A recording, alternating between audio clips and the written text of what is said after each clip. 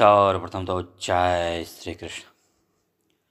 तो आज जानते हैं कि जो रामायण है, रामायण का पाठ करना या रामायण का श्रवण करना किस महीने में ज़्यादा फलदायक होता है, यह जानते हैं। क्योंकि कुछ ऐसे महीने हैं जिनमें रामायण का पाठ करने से, जैसे आप गंगा नहाते हैं आपके पाप कट जाते हैं, वैसे ही कुछ महीने हैं जिनमें इनका श्रवण करने से, मनन करने से और पाठ करने से आपको उसका 100 गुना फल मिलता है। तो चलिए समझते हैं। शरद कुमार कहते हैं, महर्षि नारद जी, आपने यह अद्भुत इतिहास सुनाया है। अब रामायण के महात्म का पुनः विस्तार पूर्वक वर्णन कीजिए। आपने कार्तिक मास में रामायण के श्रवण की महिमा बताई। अब कृपा पूर्वक दूसरे मास का महात्म बताइए। मुने, आपके वचनामृत से किसको संतोष नहीं होगा। तब नारद जी कहते हैं, ध्यान से सुने। महात्माओं, आप सब लोग निश्चय ही बड़े भाग्यशाली और कृतकृत्य हैं, इसमें संशय नहीं है। क्योंकि आप भक्ति भाव से भगवान श्री राम की महिमा सुनने के लिए उद्धत हुए हैं। ब्रह्मादि मुनियों ने भगवान श्री राम के महात्म का श्रवण पुण्यात्मा पुरुषों के लिए परम दुर्लभ बताया है। महर्षियों, अब आप लोग एक विचित्र पुरातन इतिहास सुनिए, जो समस्त पापों का निवारण और संपूर्ण रोगों का नाश करने वाला है। कृपया ध्यान से मन लगाकर आप लोग सुने। पूर्व काल की बात है। द्वापर में सुमति नाम से एक प्रसिद्ध राजा थे। उनका जन्म चंद्रवंश में हुआ था। वे श्री संपन्न और सातों द्वीप के एकमात्र सम्राट थे। उनका मन सदा धर्म में ही लगा रहता था। वे सत्यवादी तथा सब प्रकार की संपत्तियों से सुशोभित थे। सदा श्री राम कथा के सेवन और श्री राम की ही सम आराधना में संलग्न रहते। श्री राम की पूजा अर्चना में लगे रहने वाले भक्तों की वे सदा सेवा करते थे। उनमें अहंकार का नाम भी नहीं था। वे पूज्य पुरुषों के पूजन में तत्पर रहने वाले समदर्शी तथा सद्गुण संपन्न थे। राजा सुमति समस्त प्राणियों के हितैषी, शांत, कृतज्ञ और यशस्वी थे। उनकी परम सौभाग्यशालिनी पत्नी भी समस्त शुभ लक्षणों से सुशोभित थी। उसका नाम सत्यवती था। वह पतिव्रता थी। पति में ही उसके प्राण बसते थे। वे दोनों पति पत्नी सदा रामायण के ही पढ़ने और सुनने में संलग्न रहते थे। सदा अन्न का दान करते और प्रतिदिन जल दान में प्रवृत्त रहते थे। उन्होंने असंख्य पोखरों, बगीचों और बावड़ियों का निर्माण करवाया। महाभाग राजा सुमति भी सदा रामायण के ही अनुशीलन में लगे रहते थे। वे भक्ति भाव से भावती हो रामायण को ही बाँचते या सुनते थे। इस प्रकार वे धर्मज्ञ नरेश सदा श्री राम की आराधना में तत्पर रहते थे। उनकी प्यारी पत्नी सत्यवती भी ऐसी ही थी। देवता भी उन दोनों दंपति की सदा भूरी भूरी प्रशंसा करते थे।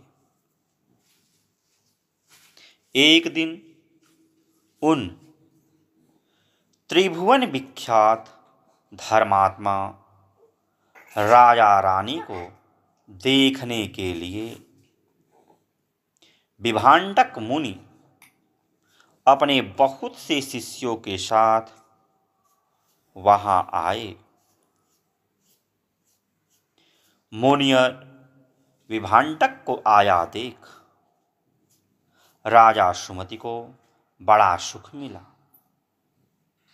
वे पूजा की विस्तृत सामग्री साथ ले पत्नी सहित उनकी अगवानी के लिए गए। जब मुनि का अतिथि सत्कार संपन्न हो गया, वे शांत भाव से आसन पर विराजमान हो गए। उस समय अपने आसन पर बैठे हुए भूपाल ने मुनि से हाथ जोड़कर कहा, भगवान, आज आपके शुभ आगमन से मैं कृतार्थ हो गया, क्योंकि श्रेष्ठ पुरुष संतों के आगमन को सुखदायक बताकर उनकी प्रशंसा करते हैं।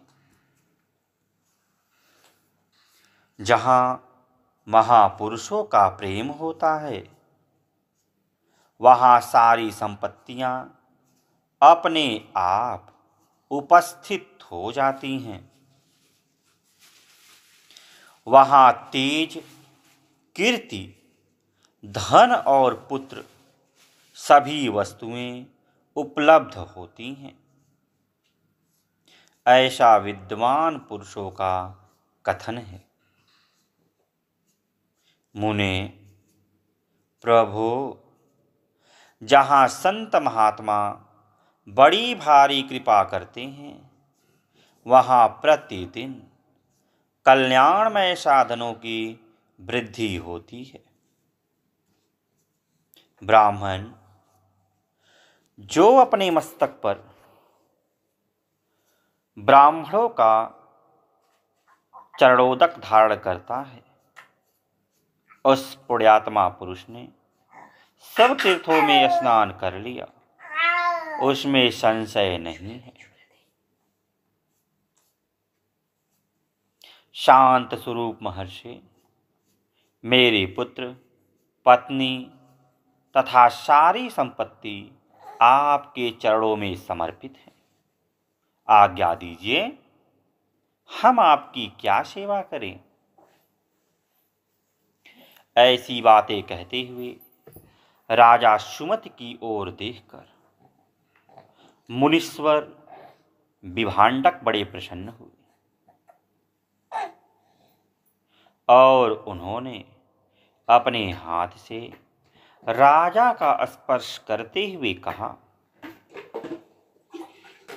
राजन, तुमने जो कुछ कहा है वह सब तुम्हारे कुल के अनुरूप है। जो इस प्रकार विनय से झुक जाते हैं वे सब लोग परम कल्याण के भागी होते हैं। भूपाल, तुम सन्मार्ग पर चलने वाले हो। मैं तुम पर बहुत प्रसन्न हूं। महाभाग, तुम्हारा कल्याण हो। मैं तुमसे जो कुछ पूछता हूं उसे बताओ। यद्यपि भगवान श्री हरि को संतुष्ट करने वाले बहुत से पुराण भी थे जिनका तुम पाठ कर सकते थे, तथापि इस माघ मास में सब प्रकार से प्रयत्नशील होकर तुम जो रामायण के ही पारायण में लगे हुए हो तथा तुम्हारी यह साध्वी पत्नी भी सदा जो श्री राम की ही आराधना में रत रहती है, इसका क्या कारण है? यह वृत्तांत यथावत रूप से मुझे बताओ। तब राजा ने कहा, भगवान सुनिए, आप जो कुछ पूछते हैं वह सब मैं बता रहा हूं।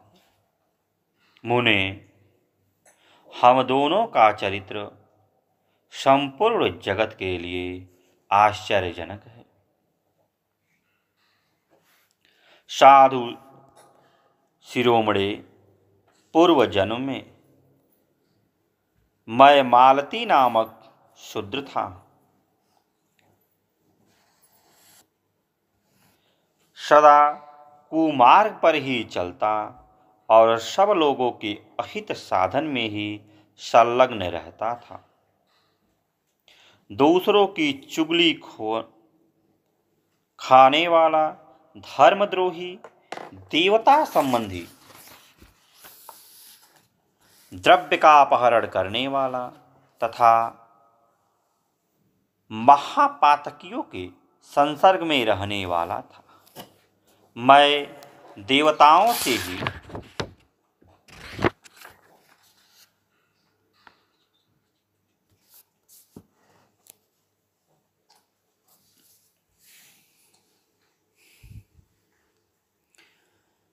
तथा मैं देव संपत्ति से ही जीविका चलाता था।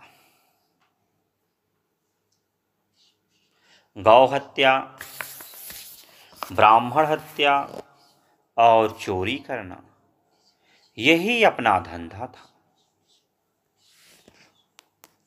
मैं सदा दूसरों से कठोर बोलता, पाप करता और वेश्याओं में आसक्त रहता था। इस प्रकार कुछ काल तक घर में रहा। फिर बड़े लोगों की आज्ञा का उल्लंघन करने के कारण मेरे सभी भाई बंधुओं ने मुझे त्याग दिया। मैं दुखी होकर जंगल में चला गया। वहां प्रतिदिन मृगों का मांस खाकर रहता था और कांटे आदि बिछाकर लोगों के आने जाने का मार्ग अवरुद्ध कर देता था। इस तरह अकेला बहुत दुख भोगता हुआ मैं उस निर्जन वन में रहता था। एक दिन की बात है, मैं भूख और प्यास, थका मादा, निद्रा से झूमता हुआ एक निर्जन वन में आया। वहाँ दैव योग से वशिष्ठ जी के आश्रम पर मेरी दृष्टि पड़ी।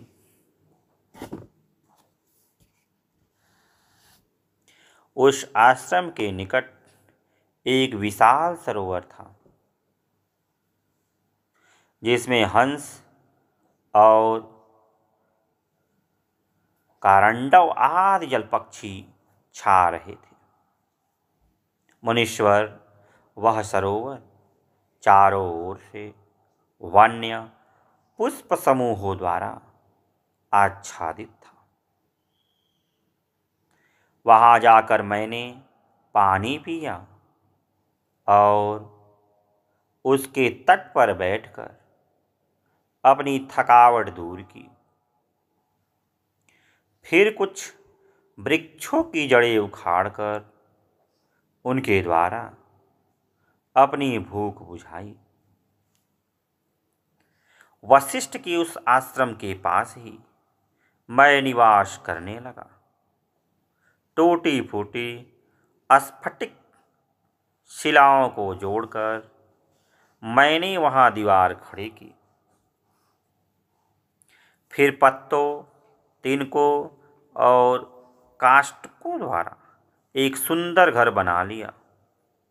उसी घर में रहकर मैं व्याधों की वृत्ति का आश्रय ले नाना प्रकार के मृगों को मारकर उन्हीं के द्वारा 20 वर्षों तक अपनी जीविका चलाता रहा। तदनंतर मेरी ये साध्वी पत्नी वहाँ मेरे पास आई। पूर्व जन्म में इसका नाम काली था। काली निषाद कुल की कन्या थी और विंध्य प्रदेश में उत्पन्न हुई थी। उसके भाई बंधुओं ने उसे त्याग दिया था। वह दुख से पीड़ित थी। उसका शरीर वृद्ध हो चला था। ब्राह्मण, वह भूख प्यास से शिथिल हो गई थी और इस सोच में पड़ी थी कि भोजन का कार्य कैसे चलेगा। दैव योग से घूमती घामती वह उसी निर्जन वन में आ पहुंची जिसमें मैं रहता था। गर्मी का महीना था। बाहर इसे धूप सता रही थी और भीतर मानसिक संताप अत्यंत पीड़ा दे रहा था। इस दुखनी नारी को देखकर मेरे मन में बड़ी दया आई। मैंने इसे पीने के लिए जल तथा खाने के लिए मांस और जंगली फल दिए। ब्राह्मण, काली जब विश्राम कर चुकी तब मैंने उससे उसका यथावत वृत्तांत पूछा। महामुने, मेरे पूछने पर उसने जो अपने जन्म कर्म निवेदन किए थे उन्हें बताता हूँ। सुनिए, ध्यान से सुनिए। उसका नाम काली था और वह निषाद कुल की कन्या थी। विद्वन, उसके पिता का नाम दाम्भिक या दाविक था। वह उसी की पुत्री थी और विंध्य पर्वत पर निवास करती थी। सदा दूसरों का धन चुराना और चुगली खाना ही उसका काम था। एक दिन उसने अपने पति की हत्या कर डाली। इसलिए भाई बंधुओं ने उसे घर से निकाल दिया।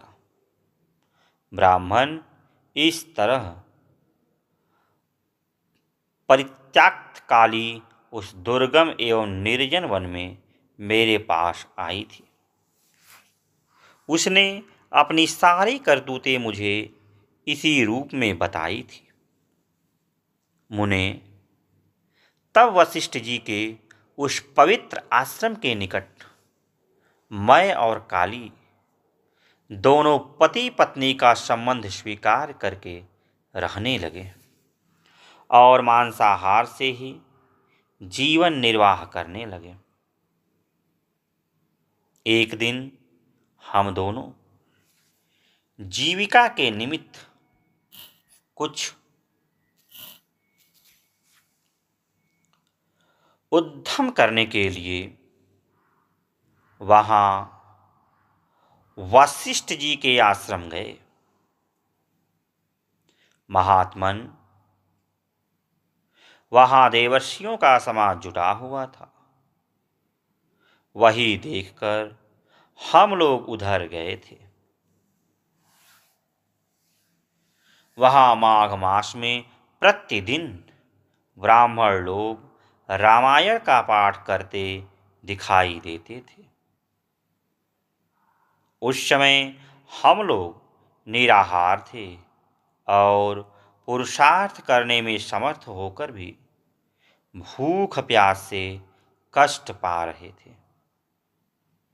अतः बिना इच्छा के ही वशिष्ठ जी के आश्रम पर चले गए। फिर लगातार 9 दिनों तक भक्तिपूर्वक रामायण की कथा सुनने के लिए हम दोनों वहां जाते रहे। मुने, उसी समय हम दोनों की मृत्यु हो गई। हमारे उस कर्म से भगवान मधुसूदन का मन प्रसन्न हो गया था। अतः उन्होंने हमें ले आने के लिए दूत भेजे।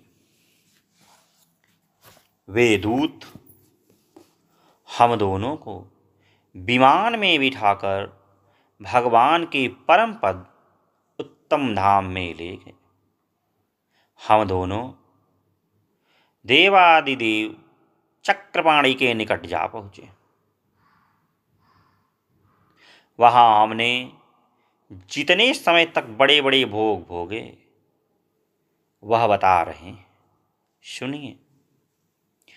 कोटि सहस्त्र और कोटि सतयुगों तक श्री राम धाम में निवास करके हम लोग ब्रह्मलोक में आए। वहां भी उतने ही समय तक रहकर हम इंद्रलोक में आ गए। मुनिश्रेष्ठ, इंद्रलोक में भी उतने ही काल तक परम उत्तम भोग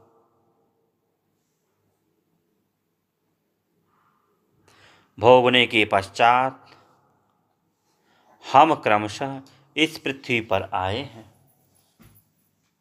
यहाँ भी रामायण के प्रसाद से हमें अतुल संपत्ति प्राप्त हुई है। मुने, अनिच्छा से रामायण का श्रवण करने पर भी हमें ऐसा फल प्राप्त हुआ है। धर्मात्मन, यदि 9 दिनों तक भक्तिभाव से रामायण की अमृतमयी कथा सुनी जाए तो वह जन्म जरा और मृत्यु का नाश करने वाली होती है। तो कितना अजीब है कि आपका मन भी नहीं है, फिर भी कहीं से रामायण की कथा सुनाई दे रही है, कानों में जा रही है। तो सोचिए, कहा गया है कि जन्म जरा और मृत्यु का नाश हो जाता है। विप्रवर, सुनिए, विवश होकर भी जो कर्म किया जाता है वह रामायण के प्रसाद से परम महान फल प्रदान करता है। नारद जी कहते हैं, यह सब सुनकर मुनीश्वर विभांडक राजा सुमति का अभिनंदन करके अपने तपोवन को चले गए। विप्रवरों, अतः आप लोग देवाधिदेव चक्रपाणी भगवान श्री हरि की कथा सुनिए। रामायण कथा कामधेनु के समान अभिष्ट फल देने वाली बताई गई है। जैसा कि आपने सुना होगा, कामधेनु नाम की एक गाय थी जो मनोरथों को पूर्ण करने वाली है।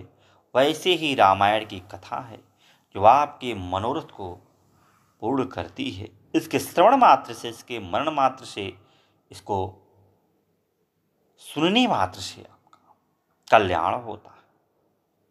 माघ मास के शुक्ल पक्ष में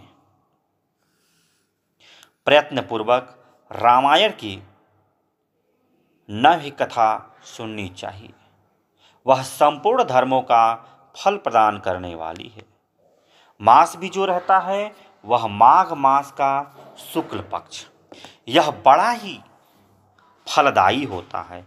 अगर माघ मास के शुक्ल पक्ष में तन्मयता के साथ रामायण की कथा सुनी जाए या कथा कही जाए तो आपको सभी धर्मों का फल प्रदान करने वाला हो जाता है।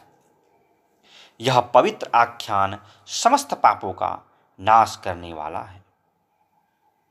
जो इसे बाजता है अथवा सुनाता है, सोच लीजिए, जो इसे सुना भी रहा या पढ़ भी रहा है वह भगवान श्री राम का भक्त होता है। तो अब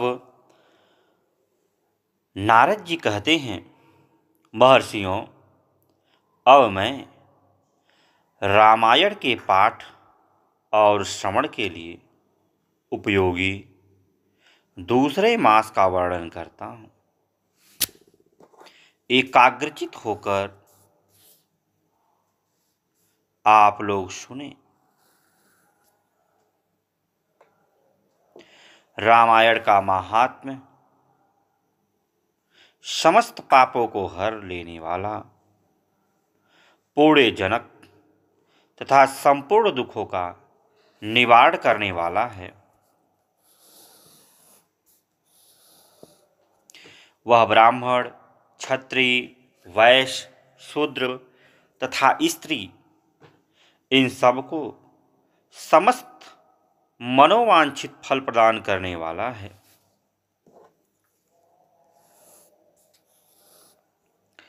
उससे सब प्रकार के व्रतों का फल भी प्राप्त होता है। वह दुःस्वप्न का नाशक, धन की प्राप्ति कराने वाला तथा भोग और मोक्ष रूप फल देने वाला है। अतः उसे प्रयत्न पूर्वक सुनना चाहिए। इसी विषय में विज्ञ पुरुष एक प्राचीन इतिहास का उदाहरण देते हैं। वह इतिहास अपने पाठकों और श्रोताओं के समस्त पापों का नाश करने वाला है। प्राचीन कलयुग में एक कलिक नाम वाला व्याध रहता था।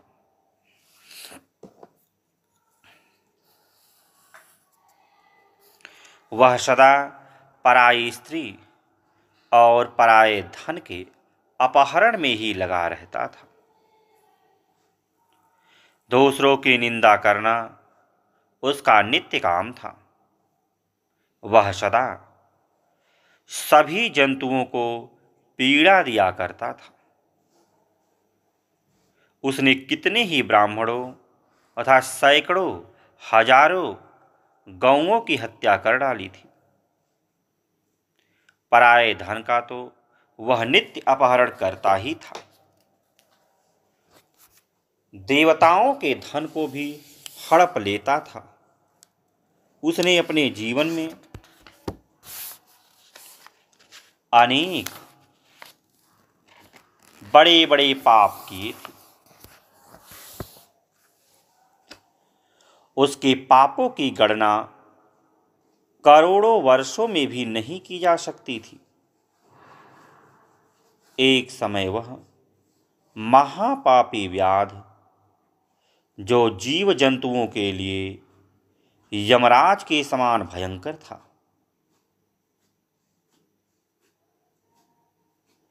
शौवीर नगर में गया। वह नगर सब प्रकार के वैभव से संपन्न, वस्त्रभूषण से विभूषित, युवतियों द्वारा सुशोभित, स्वच्छ जल वाले सरोवर से अलंकृत तथा भांति भांति के दुकानों से सुसज्जित था। देवनगर के समान उसकी शोभा हो रही थी। व्याध उस नगर में गया। शौवीर नगर के उपवन में भगवान केशव का बड़ा सुंदर मंदिर था, जो सोने के अनेकानेक कलशों से ढका हुआ था। उसे देखकर व्याध को बड़ी प्रसन्नता हुई। उसने यह निश्चय कर लिया कि मैं यहाँ से बहुत सा सुवर्ण चुराकर ले चलूँगा। ऐसा निश्चय करके वह चोरी पर लट्टू रहने वाला व्याध श्री राम के मंदिर में गया। वहाँ उसने शांत, तत्वार्थवेत्ता और भगवान की आराधना में तत्पर उतंग मुनि का दर्शन किया।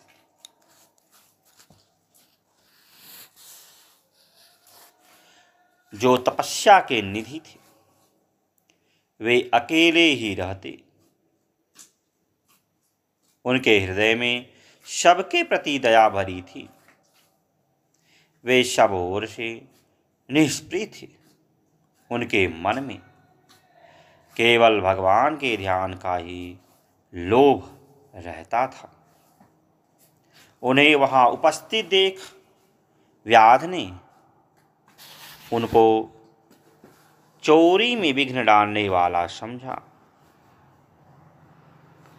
तदनंतर जब आधी रात हुई तब वह देवता संबंधी द्रव्य समूह लेकर चला।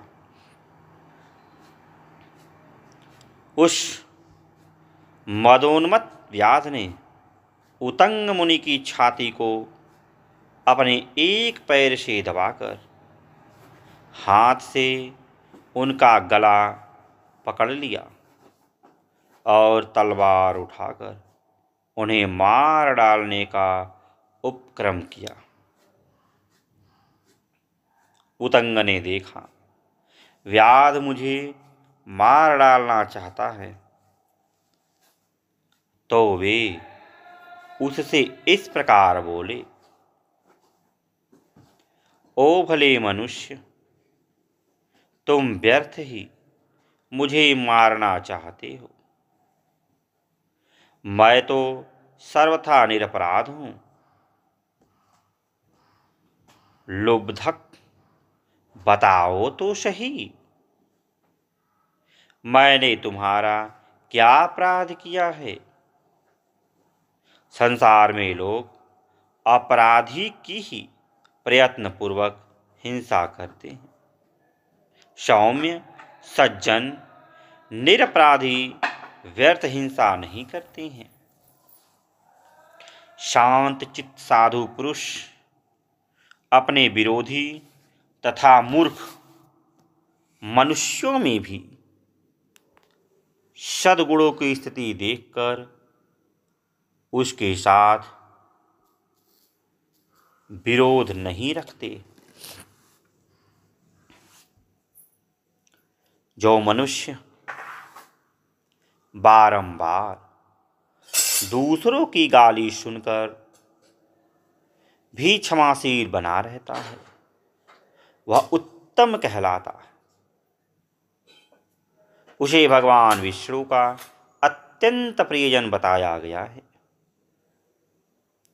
दूसरों के हित साधने में लगे रहने वाला, साधुजन किसी के द्वारा अपने विनाश का समय उपस्थित होने पर भी उसके साथ वैर नहीं करते। चंदन का वृक्ष अपने को काटने पर भी कुठारे की धार को सुवासित ही करता है। अहो विधाता बड़ा बलवान है, वह लोगों को नाना प्रकार से कष्ट देता रहता है। जो सब प्रकार के संग से रहित है, उसे भी दुरात्मा मनुष्य सताया करते हैं। अहो दुष्ट जन, इस संसार में बहुत से जीवों को बिना किसी अपराध के ही पीड़ा देते हैं। मल्लाह मछलियों के, चुगलखोर सज्जनों के और व्याध मृगों के इस जगत में अकारण बैरी होते हैं। अहो माया बड़ी प्रबल है, यह संपूर्ण जगत को मोह में डाल देती है तथा स्त्री, पुत्र और मित्र आदि के द्वारा सबको सब प्रकार के दुखों से संयुक्त कर देती है। मनुष्य पराये धन का अपहरण करके जो अपनी स्त्री आदि का पोषण करता है, वह किस काम का, क्योंकि अंत में उन सबको छोड़कर वह अकेला ही परलोक की राह लेता है। मेरी माता, मेरे पिता, मेरी पत्नी, मेरा पुत्र तथा मेरा यह घर बार, इस प्रकार ममता व्यर्थ ही प्राणियों को कष्ट देती रहती है। मनुष्य जब तक कमाकर धन देता है, तभी तक लोग उसके भाई बंधु बने रहते हैं।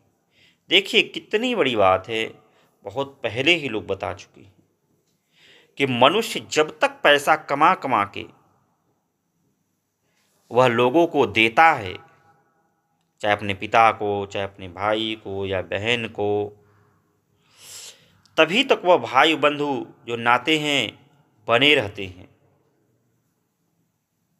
उसके कमाए हुए धन को सारे बंधु बांधव सदा भोगते रहते हैं, किंतु मूर्ख मनुष्य अपने किए हुए पाप के फलस्वरूप दुख को अकेला ही भोगता है। और आपने जो कर्म करके पैसे कमाए हैं, अगर बुरा कर्म किया है तो जो बुरा फल मिलने वाला है वह आप स्वयं भोगते। जैसे किसी डकैत ने या किसी चोर ने किसी बैंक को लूट लिया, तो पैसा तो चोरी करके लाया, धन दौलत वह बांट दिया लोगों में, सब लोग खा के फिट। लेकिन चोरी जिसने किया ना, जेल तो जाएगा वही। कहना में जो जैसा किया पाप करोगे तो भोगोगे तुम ही। किसी की हत्या करके पैसे ला रहे हो तो भोगेगा कौन? वह पाप उसी को लगता है जो हत्या करता है।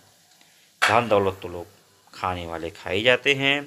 उतंग मुनि जब इस प्रकार कह रहे थे, तब उनकी बातों पर विचार करके कलिक नामक व्याध भय से व्याकुल हो उठा और हाथ जोड़कर बारंबार कहने लगा, प्रभु मेरे अपराध को क्षमा कीजिए।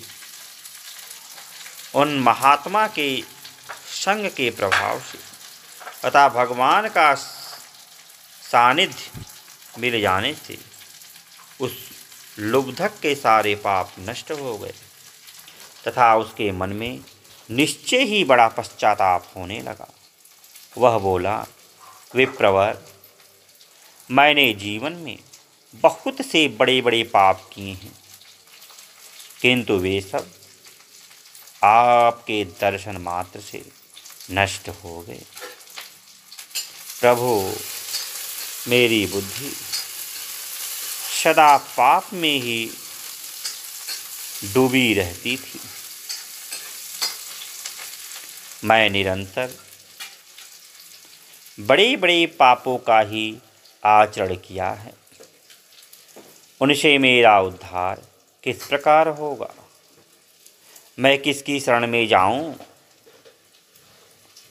पूर्व जन्म के किए हुए पापों के फल से मुझे व्याध होना पड़ा है। यहाँ भी मैंने पापों के ही जाल बटोरे हैं। ये पाप करके मैं किस गति को प्राप्त होऊंगा? महामना कलिक की यह बात सुनकर ब्रह्मर्षि उतंग इस प्रकार बोले, महामते व्याध, तुम धन्य हो, धन्य हो। तुम्हारी बुद्धि बड़ी निर्मल और उज्ज्वल है, क्योंकि तुम संसार संबंधी दुखों के नाश का उपाय जानना चाहते हो। तो सुनो, ध्यान से सुनो। चैत्र मास के शुक्ल पक्ष में तुम्हें भक्ति भाव से आदर पूर्वक रामायण की नवाह कथा सुननी चाहिए। उसके श्रवण मात्र से मनुष्य समस्त पापों से छुटकारा पा जाता है। उस समय कलिक व्याध के सारे पाप नष्ट हो गए। वह रामायण की कथा सुनकर तत्काल मृत्यु को प्राप्त हो गया। व्याध को धरती पर पड़ा हुआ देख दयालु उतंग मुनि बड़े विस्मित हुए। फिर उन्होंने भगवान कमलापति का स्तवन किया। रामायण की कथा सुनकर निष्पाप हुआ व्याध दिव्य विमान पर आरूढ़ हो उतंग मुनि से इस प्रकार बोला, विद्वन, आपके प्रसाद से मैं महापातकों के संकट से मुक्त हो गया। अतः मैं आपके चरणों में प्रणाम करता हूँ। मैंने जो किया है, मेरे उस अपराध को आप क्षमा कीजिए। तब सूत जी कहते हैं, ऐसा कहकर कलिक ने मुनि श्रेष्ठ उतंग पर देव कुसुमों की वर्षा की और 3 बार उनकी परिक्रमा करके बारंबार नमस्कार किया। तत्पश्चात अप्सराओं से भरे हुए संपूर्ण मनोवांछित भोगों से संपन्न विमान पर आरूढ़ हो वह श्री हरि के परम धाम में जा पहुँचा। अतः विप्रो, आप सब लोग रामायण की कथा सुने। चैत्र मास के शुक्ल पक्ष में प्रयत्नपूर्वक रामायण की अमृतमयी कथा का नवाह पारायण अवश्य सुनना चाहिए। इसलिए रामायण सभी ऋतुओं में हितकारक है। इसके द्वारा भगवान की पूजा करने वाला पुरुष मन से जो चाहता है उसे निसंदेह प्राप्त कर लेता। सनत कुमार, तुमने जो रामायण का महात्म्य पूछा था वह सब मैंने बता दिया। अब और क्या सुनना चाहते हो, बोलो। सनत, रामायण का यह महात्म्य सुनकर मुनीश्वर सनत कुमार बहुत प्रसन्न हुए। उन्होंने मुनिश्रेष्ठ नारद जी से पुनः जिज्ञासा की, मुनीश्वर, आपने रामायण का महात्म्य कहा, अब मैं उसकी विधि सुनना चाहता हूँ। महाभाग मुने, आप तत्वार्थ ज्ञान में कुशल हैं, अतः अत्यंत कृपापूर्वक इस विषय को यथार्थ रूप से बताएं। नारद जी कहते हैं, महर्षियों, तुम लोग एकाग्रचित्त होकर रामायण की वह विधि सुनो। आप लोग भी ध्यान से सुनिए। जो संपूर्ण लोकों में विख्यात है। वह स्वर्ग तथा मोक्ष संपत्ति की वृद्धि करने वाली है। मैं रामायण कथा श्रवण का विधान बता रहा हूँ। बड़े ही मनोयोग से, बड़े ही एकाग्रचित होकर आप सुने। रामायण कथा का अनुष्ठान करने वाला वक्ता एवं श्रोता को भक्ति भाव से भावित होकर उस विधान का पालन करना चाहिए। उस विधि का पालन करने से करोड़ों पाप नष्ट हो जाते हैं। चैत्र, माघ तथा कार्तिक मास के शुक्ल पक्ष की पंचमी तिथि को कथा आरंभ करनी चाहिए। ध्यान से सुने। चैत्र, माघ तथा कार्तिक मास के शुक्ल पक्ष की पंचमी तिथि को कथा आरंभ करनी चाहिए। पहले स्वास्ति वाचन करके फिर यह संकल्प करें कि हम 9 दिनों तक रामायण की अमृतमयी कथा सुनेंगे। फिर भगवान से प्रार्थना करें, श्री राम, आज से प्रतिदिन मैं आपकी अमृतमयी कथा सुनूंगा। यह आपकी कृपा प्रसाद से परिपूर्ण हो। नित्य प्रति अपामार्ग की शाखा से दंत शुद्धि करके राम भक्ति में तत्पर हो विधि पूर्वक स्नान करें। आप जो दातुन करते हैं वह नीम की या फिर बबूल की न हो, वह अपमार्ग की हो। अपमार्ग एक जिसे चिचड़ा भी बोलते हैं, उसी के शाखा से आपको करना। अपनी इंद्रियों को संयम में रखें, अपने चित्त को संयम में रखें। किसी प्रकार का हमारे अंदर वासना न हो, दुर्व्यवहार करने वाला विचार न हो। भाई बंधुओं के साथ स्वयं कथा सुने। पहले अपने कुलाचार के अनुसार दंत धावन पूर्वक स्नान करके श्वेत वस्त्र धारण करें और शुद्ध हो घर आकर मौन भाव से दोनों पैर धोके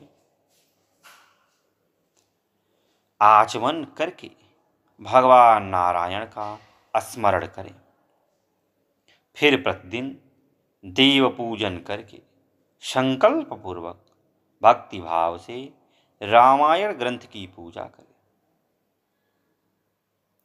व्रती पुरुष आवाहन, आसन, गंध, पुष्प आदि के द्वारा ओम नमो नारायणाय इस मंत्र से भक्ति परायण होकर पूजन करें। ध्यान से सुने। ओम नमो नारायणाय। संपूर्ण पापों के निवृत्ति के लिए अपनी शक्ति के अनुसार 1, 2 या 3 बार प्रयत्न पूर्वक होम करें। इस प्रकार जो मन और इंद्रियों को संयम में रखकर रामायण की विधि का अनुष्ठान करता है, वह भगवान विष्णु के धाम में जाता है, जहाँ से लौटकर वह फिर इस संसार में नहीं आता। जो रामायण संबंधी व्रत को धारण करने वाला तथा धर्मात्मा है, वह श्रेष्ठ पुरुष, चांडाल अथवा पतित मनुष्य का वस्त्र और अन्न से भी सत्कार न करे।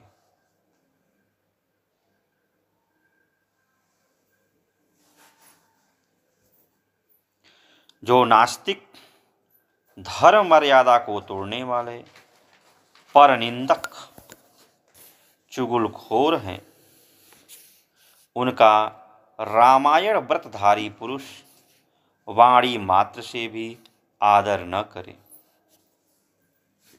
जो पति के जीवित रहते ही पर पुरुष के समागम से मताद्वार उत्पन्न किया जाता है,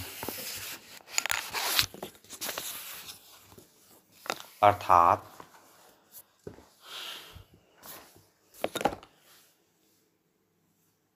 पिता का पता न हो, नाजायज औलाद हो, उस जारज पुत्र को कुंड कहते हैं।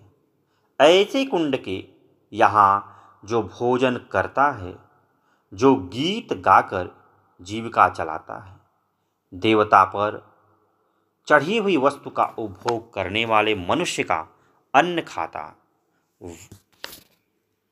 वैध है, लोगों की मिथ्या प्रशंसा में कविता लिखता है, देवताओं तथा ब्राह्मणों का विरोध करता है, पराये अन्न का लोभी है और पर स्त्री में आसक्त रहता है। ऐसे मनुष्य का भी रामायण व्रती पुरुष वाणी मात्र से भी आदर न करें। इस प्रकार दोषों से दूर एवं शुद्ध होकर जितेंद्रिय एवं सबके हित में तत्पर रहते हुए जो रामायण का आश्रय लेता है, वह परम सिद्धि को प्राप्त होता है।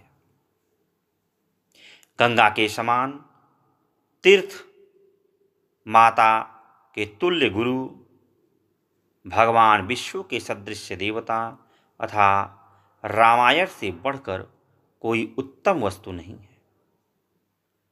वेद के समान शास्त्र, शांति के समान सुख, शांति से बढ़कर ज्योति तथा रामायण से उत्कृष्ट कोई काव्य नहीं है।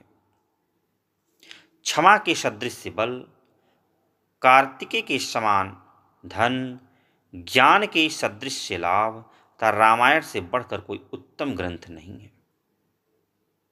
रामायण कथा के अंत में वेदज्ञ वाचक को दक्षिणा सहित गौ का दान करें। मतलब ये है कि जो रामायण को कहने वाला है, जब रामायण पूर्ण हो जाती है तो उसे दक्षिणा भी देनी चाहिए और उसके साथ गैया का भी दान करना चाहिए। ये विधान है। इसे गांव में लोग सिद्धा भी बोलते हैं कि पंडित जी होम जाप जब कर लेते हैं तो उन्हें कहते हैं सिद्धा भी दीजिए। अब अलग आज का विधान है कि पैसा लोग लेते हैं कि मैं ये कर रहा हूँ, मैं वो कर रहा हूँ, तिलक का ये है, शादी विवाह का ये है, पूजन का ये, सामग्री का ये है, 1,000 2,000 ले रहे हैं। लेकिन पहले ऐसा नहीं था, सिद्धा दिया था, दक्षिणा दिया था, उसके साथ अन्य भी चीज़ें अपनी क्षमता के अनुसार व्यक्ति उस ब्राह्मण को देता था। आज ऐसा धीरे धीरे यह विधान खत्म हो रहा है। उन्हें रामायण की पुस्तक तथा वस्त्र और आभूषण आदि दे देना चाहिए। जो वाचक को रामायण की पुस्तक देता है वह भगवान विष्णु के धाम में जाता है, जहां जाकर उसे कभी शोक नहीं करना पड़ता। धर्मात्माओं में श्रेष्ठ सनत कुमार रामायण की नवाह कथा सुनने से यजमान को जो फल प्राप्त होता है उसे सुनो। पंचमी तिथि को रामायण की अमृतमयी कथा को आरंभ करके उसके श्रवण मात्र से मनुष्य सब पापों से मुक्त हो जाता है। यदि 2 बार यह कथा श्रवण की गई तो श्रोता को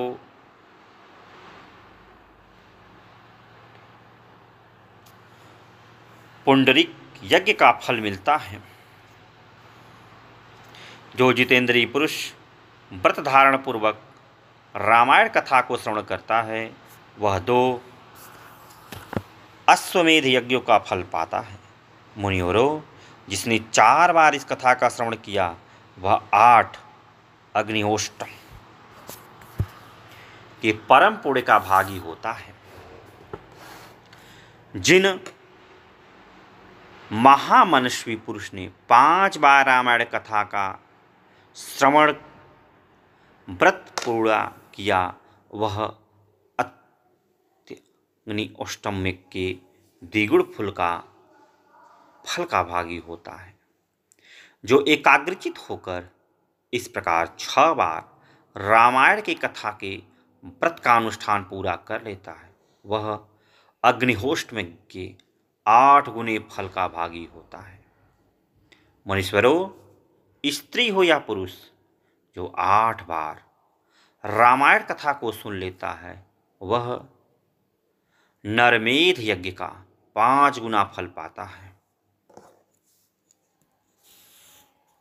जो स्त्री या पुरुष 9 बार इस व्रत का आचरण करता है उसे 3 गोमेध यज्ञ का पुण्य फल प्राप्त होता है। जो पुरुष शांत चित्त और जितेंद्रिय होकर रामायण यज्ञ का अनुष्ठान करता है वह उस परमानंदमय धाम में जाता है जहाँ जाकर उसे कभी शोक नहीं करना पड़ता। जो प्रतिदिन रामायण का पाठ अथवा श्रवण करता है, गंगा नहाता है, वह धर्म मार्ग का उपदेश देता है, ऐसे लोग संसार सागर से मुक्त ही हैं, इसमें संशय नहीं है। महात्माओं, यतियों, ब्रह्मचारियों तथा प्रवीरों को भी रामायण की नवाह कथा सुननी चाहिए। राम कथा को अत्यंत भक्तिपूर्वक सुनकर मनुष्य महान तेजस उद्दीप्त हो उठता है और ब्रह्मलोक में जाकर वहीं आनंद का अनुभव करता है। इसलिए विपेंद्रगढ़, आप लोग रामायण की अमृतमयी कथा सुनिए। श्रोताओं के लिए यह सर्वोत्तम श्रवणीय वस्तु है और पवित्रों में भी परम उत्तम है। दुःस्वप्न को नष्ट करने वाली यह कथा धन्य है, इसे प्रयत्नपूर्वक सुनना चाहिए। जो मनुष्य श्रद्धायुक्त होकर इसका एक श्लोक या आधा श्लोक भी पढ़ता है वह तत्काल ही करोड़ों उपपातकों से छुटकारा पा जाता है। यह गुह्या से भी गुह्यतम वस्तु है, इसे सत्पुरुषों को ही सुनना चाहिए। भगवान श्री राम के मंदिर में अथवा किसी पुण्य क्षेत्र में सत्पुरुषों की सभा में रामायण कथा का प्रवचन करना चाहिए। जो ब्रह्मद्रोही, पाखंडपूर्ण आचरण में तत्पर तथा लोगों को ठगने वाली वृत्ति से युक्त हैं, उन्हें यह परम उत्तम कथा नहीं सुननी चाहिए। जो काम आदि दोषों का त्याग कर चुके हैं, जिनका मन राम भक्ति में अनुरक्त रहता है तथा जो गुरुजनों की सेवा में तत्पर हैं, उन्हीं के समक्ष यह मोक्ष की साधनभूत कथा बाँचनी चाहिए।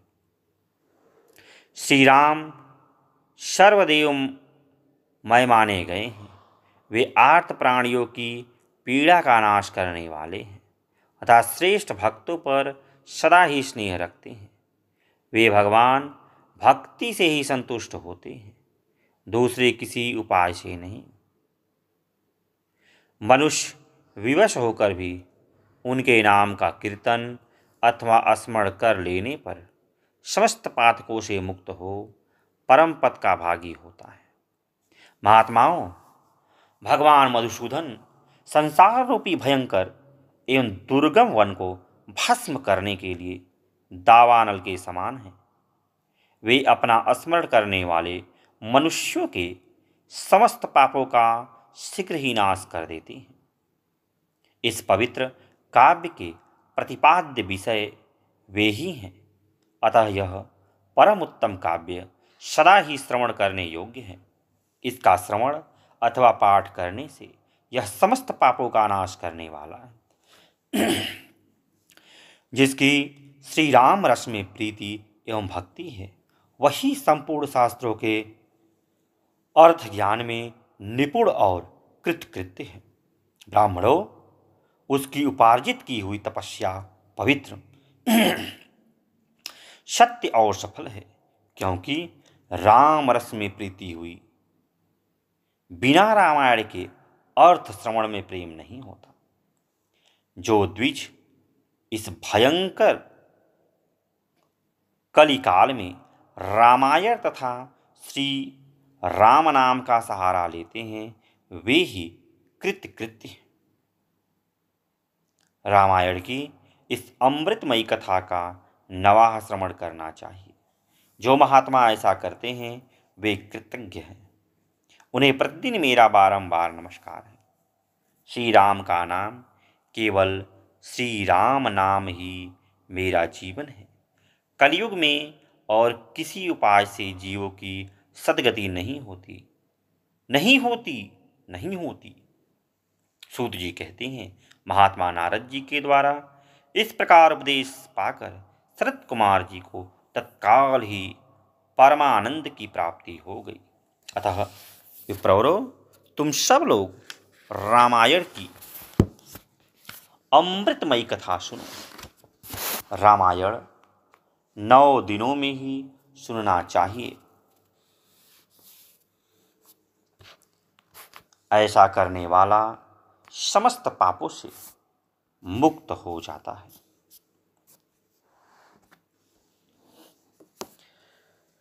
द्विजोत, इस महान काव्य को सुनकर जो वाचक की पूजा करता है उस पर लक्ष्मी सहित भगवान विष्णु प्रसन्न होते हैं।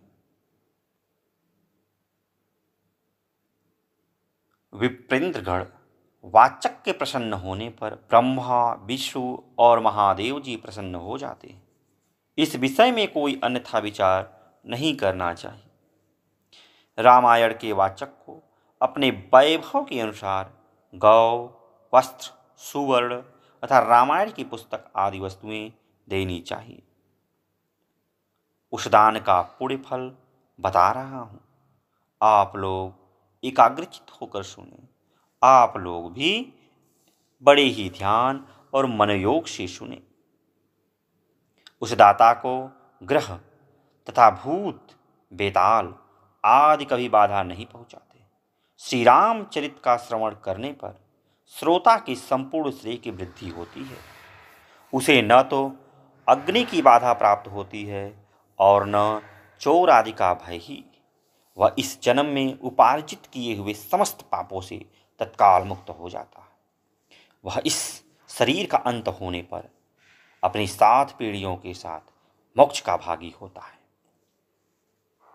पूर्व काल में शरत कुमार मुनि के भक्ति पूर्वक पूछने पर नारद जी ने उनसे जो कुछ कहा था वह सब मैंने आप लोगों को बता दिया। रामायण आदि काव्य है। यह संपूर्ण वेदार्थों की संपत्ति के अनुकूल है। इसके द्वारा समस्त पापों का निवारण हो जाता है। यह पूर्णमय काव्य संपूर्ण दुखों का विनाशक तथा समस्त पुण्यों और यज्ञों का फल देने वाला है।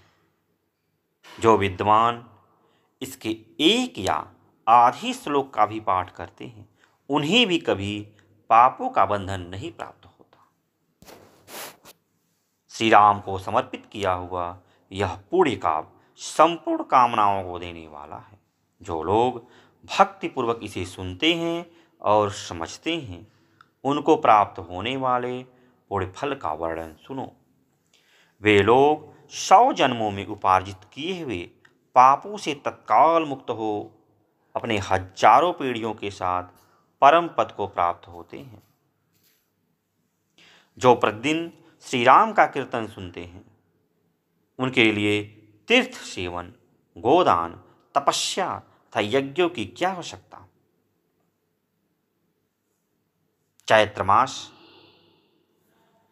माघ मास तथा कार्तिक मास में रामायण की अमृतमयी कथा का नवाह पारायण सुनना चाहिए। रामायण श्री रामचंद्र जी की प्रसन्नता प्राप्त करने वाला, श्री राम भक्ति को बढ़ाने वाला, समस्त पापों का विनाशक तथा सभी संपत्तियों की वृद्धि करने वाला है। जो एकाग्रचित होकर रामायण को सुनता अथवा पढ़ता है वह सब पापों से मुक्त हो भगवान विष्णु के लोक में जाता है। तो एक बार जयकारा आप लोग भी लगाइए, जय श्री राम। तो आज के लिए इतना ही, फिर किसी दिन अन्य वीडियो मिलते हैं। तब तक के लिए जय श्री कृष्ण। जय श्री कृष्ण।